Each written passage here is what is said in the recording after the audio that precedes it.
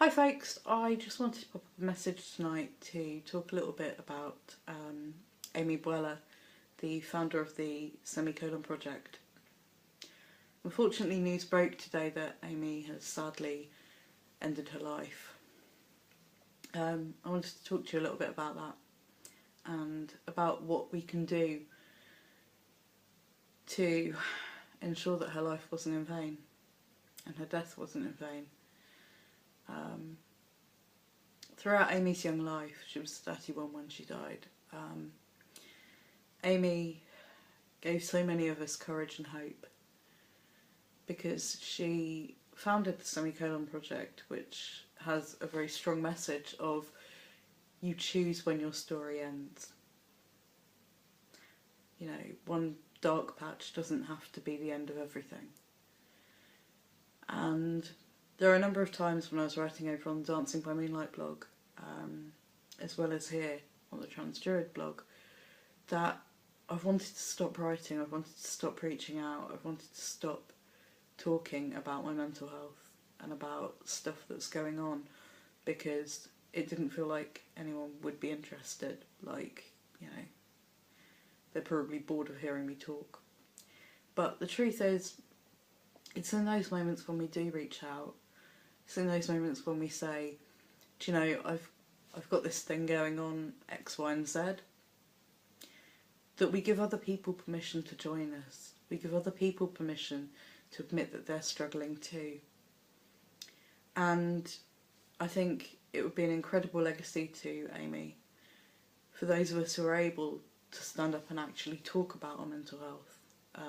Not just for her, but for those of us who are still here, who might be needing support, might be wanting to talk to somebody, who might even just be wanting to hear the words, you feel it too. Because quite often in the darkness, in those moments when everything is too much, when the world is just a tiny bit too heavy and we don't feel like we have the strength to carry on, the most powerful words you can hear is, I've been there too.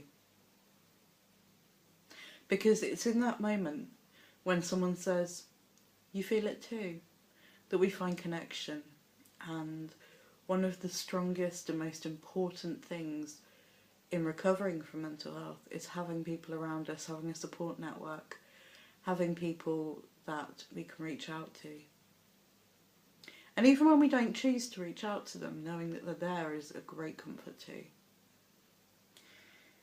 And so tonight I just wanted to pop up a message and say thank you to Amy and pay tribute to the work that she did and the legacy she's left behind. Many of us out here are going to miss her, are going to miss her work, are going to miss her activism, and certainly I will, because, you know, she was an amazing young woman and so much of what she said resonated with me, that, you know, to know that she's no longer in this world, it's a really sad day. And so I challenge each of you to be as open and honest about your mental health as you can.